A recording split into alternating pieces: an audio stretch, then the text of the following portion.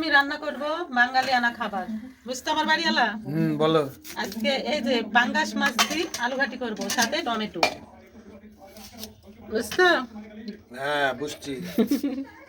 পাঙ্গাস মাছ, হুম, এটা হচ্ছে গরিবের মাছ, গরিবের ইলিশ গরিবের মাছ। সুখ, গরিবের ইলিশ মাছ দিয়ে ঘাটি। তাই? তাই। আচ্ছা ঠিক আছে। হ্যাঁ, শান্তি, এটাই শান্তি। আচ্ছা, এই যে আলুটা আমি সিদ্ধ দিয়ে দিয়েছি, এই যে ধুয়ে সিদ্ধ দিয়েছি। আলুটা সিদ্ধ হোক, তারপরে আমি নামাবো। হয়ে গেছে, এখন ঢালে নিচ্ছি।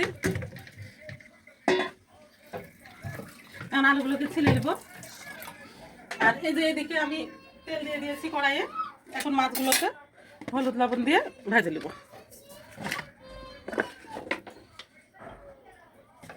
কাটো কাটো। আমি এই যে মচমচে করে মাছগুলোকে ভেজে নিয়েছি লাল লাল করে। এই যে এখন আমি মাছগুলোকে তুলে নিচ্ছি। আর এখন দিয়ে দিব পেঁয়াজ, কাঁচামরিচ। পেঁয়াজটাকে বাদামি হওয়া পর্যন্ত অপেক্ষা করব। এখন সব মশলা দিয়ে আমি কষিয়ে নেব।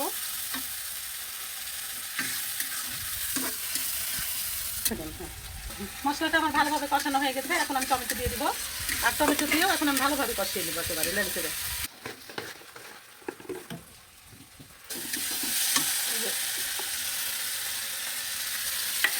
তেজপাতা, গরম মশলা দিয়ে দিলাম। এখন আমি আলুগুলোকে দিয়ে দিব। আলুগুলোকে দিয়ে একটু ভালোভাবে লেগে ছেড়ে কষিয়ে নেব। আমার এই যে ভালোভাবে আমি লেগে ছেড়ে নিয়েছি। এবার আমি পানি দিয়ে দিচ্ছি। এই যে আমার ঘাটটা এখন ফুটে গেছে আলুটা। এখন আমি মাছগুলো দিয়ে দিব। এই যে এভাবে আমি এখন সব মাছগুলো দিয়ে দিব। আমি যতই যেভাবে রান্না করি না কেন, আমার হাতের রান্না মনে হয় যে ভালো লাগে না। আমার মায়ের রান্নার কথা মনে পড়ে। মনে হয় যে আমার মায়ের হাতের রান্না আমার বেশি ভালো লাগে। হয়তো আমার সব বন্ধুদেরই তাই হয়। এদিকে আমি তেল দিয়ে দিলাম ফ্রাই প্যানে একটু। এখানে আমি একটু পেঁয়াজ আর রসুন কুচি একটু ভেজে নেব।